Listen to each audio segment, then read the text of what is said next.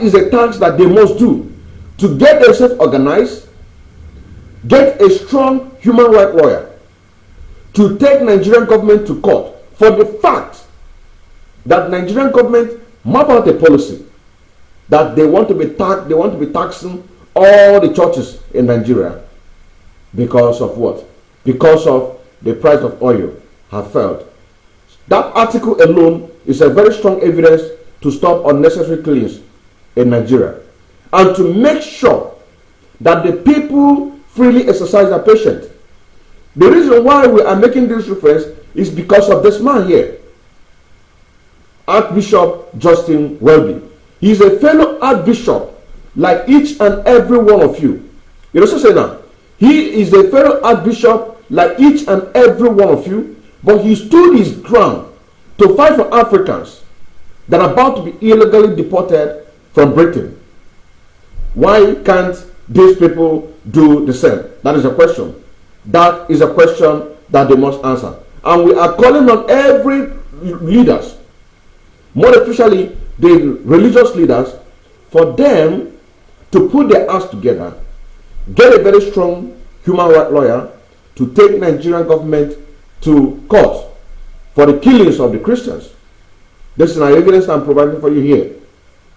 If you go to our platform, YouTube, you are going to see a program that we did, which the title is said the horse and the rider.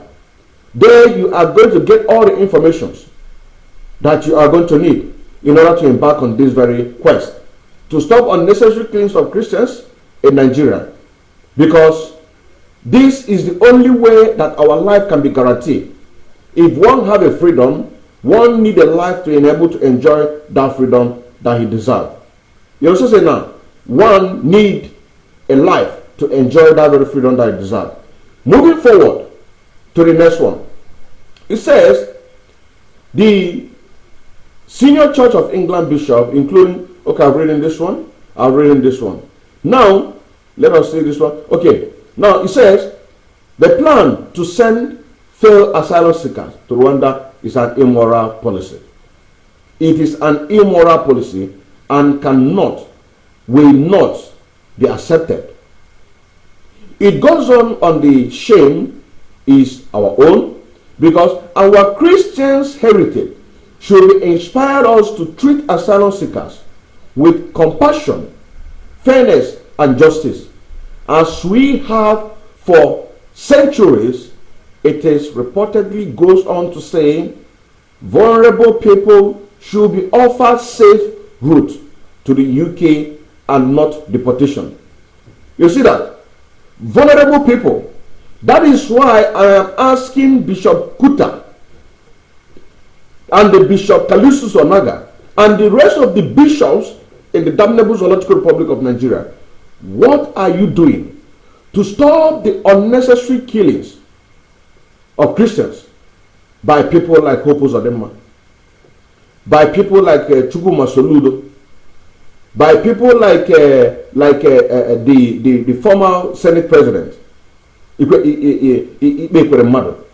What are you doing to stop all these things? That is why I am using the opportunity to call every indigenous, like I said before, to rise up for the occasion. Now, moving forward, who are the horses? The horses. Who are these horses? The horses are the mechanism that they are using, the sources they are using at a time like this, for them to use that in order to quench every situation or uprising. And there you find people like Anidon, a man who used Muslim become to sing a song. A lot of the Afghan loves him for that. But he has just shown his part for supporting one Nigeria, using his own famous to ask Nigerians to get a PVC. A country does not have a value for human rights. That is one of the people that they are using. Also using the Alaba International Chairman. Look at him there. Alaba International Chairman, current Alaba International Chairman, Mr. Massa Okezo, using him in order to force the Afghans and Alaba International Nigeria to force them to go and get a PVC. And we could recall in 2021 when the November 6th Anambra election were about to hold, a man called Ifeanyi, he came to Alaba International to campaign for Anambra State election. Majority of the Afghans over there sang a song, Holy, Holy, Holy, Nnamdi Kanu is another Savior. Holy, Holy, Holy, Holy, Holy, Nnamdi Kanu is another Savior. They used this song of Mazen Nnamdi Kanu to chant and pursue him from the Alaba International.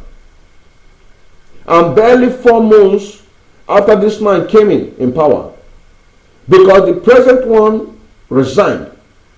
The previous one resigned from the office of Alaba International chairman, and this one taking position. And one of the promises that he made, the governor of Lagos State, he made him promise that he is going to force all the Biafrans in Alaba International to do what? For them to get a PVC. That is exactly what Marcel do. You also say now, that is why I'm calling on everybody that knows where this man home or business is residing in Biafra land. We need to pay him with the same coin. His house needs to be demolished, because if you go to Imo State, you are going to see a lot of people that their home were rendered useless. They were rendered homeless by the governor of Imo State. A lot of people have been killed. A lot of people have been massacred. A lot of people, businesses have been destroyed by this man called Governor Hope Uzodinma. And now you have somebody. The Fulani bandits or Boko Haram or Fulani insurgents or whatever it is you call them, you know, the wave of terrorism that is sweeping in from the Sahel down south, they are coming. And let us not say that it is only a thing of the north. They are coming and they will not stop. They will not stop till they have overrun our lands and subdued our people. This is their ultimate goal.